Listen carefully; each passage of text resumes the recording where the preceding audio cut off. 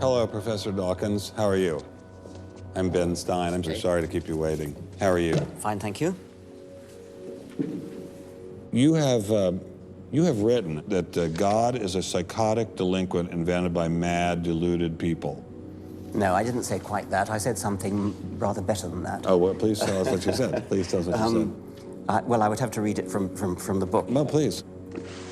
The God of the Old Testament is arguably the most unpleasant character in all fiction. Jealous and proud of it, a petty, unjust, unforgiving control freak, a vindictive, bloodthirsty ethnic cleanser, a misogynistic, homophobic, racist, infanticidal, genocidal, filicidal, pestilential, megalomaniacal, sadomasochistic, capriciously malevolent bully. So that's what you think of God? Yeah. How about if people believed in a God of infinite lovingness and kindness and forgiveness and generosity, sort of like the modern day God? Why spoil it for them? Why not just let them have their fun and enjoy it? I mean, I don't want to spoil anything for anybody. I write a book, people can read it if they want to. I believe that it is a liberating thing to free yourself from primitive superstition. So religion is a primitive superstition? Oh, I think it is, yes.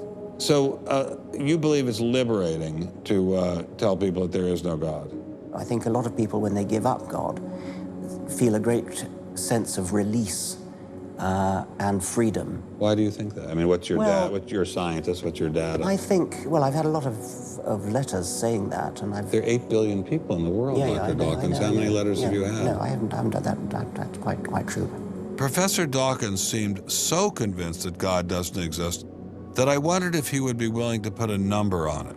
Well, it's hard to put a figure on it, but I mean, I'd put it as something like, 99% against or something. Well, how do you know it's 99% against, say, and not 97%? No, I did. You asked me to put a figure on it, and I'm not comfortable putting a figure on it.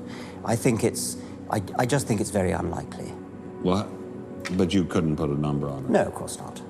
So it could be 49%. Well, it would be. I mean, I think it's unlikely, but it's quite far from 50%. How do you know? I don't know. I mean, I put an argument in the book. Well, then who did create the heavens and the earth? Why do you use the word who? You see, you immediately beg the question by using the word who. Well, then how did it get created? Well, by a very slow process. Well, how did it start? Nobody knows how it started. We know the kind of event that it must have been. We know the sort of event that must have happened for the origin of life. And what was that? It was the origin of the first self-replicating molecule. Right. How did that happen? I told you we don't know. So you have no idea how it started? No. Nor has anybody. Nor has anyone else. What do you think is the possibility that intelligent design might turn out to be the answer to some issues in genetics or in evolution?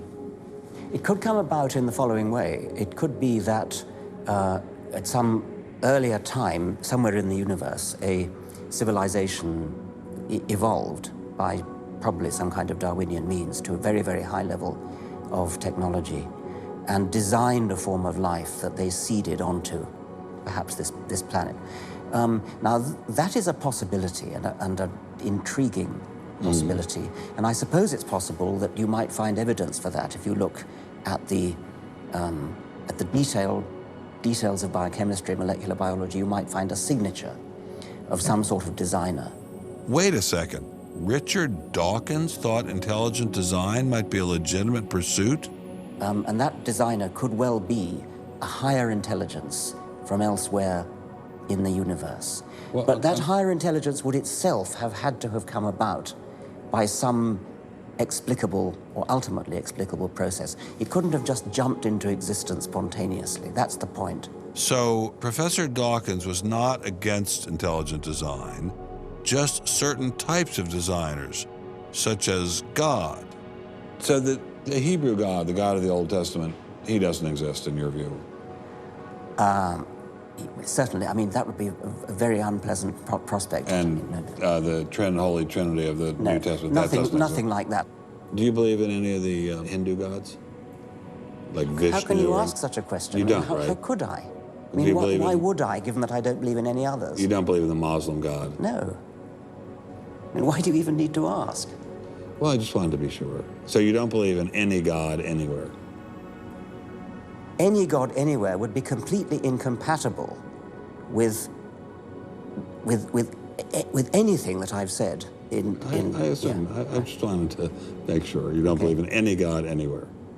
No. What if after you died you ran into God and he said, "What have you been doing, Richard? I mean, what have you been doing? I've been trying to be nice to you. Yeah. I gave you a multi-million-dollar paycheck over and over again with your book, and look what you did." Bertrand Russell had that point put to him, and he said something like, "Sir, why did you take such pains to hide yourself?" But if the intelligent design people are right, God isn't hidden. We may even be able to encounter God through science, if we have the freedom to go there. What could be more intriguing than that?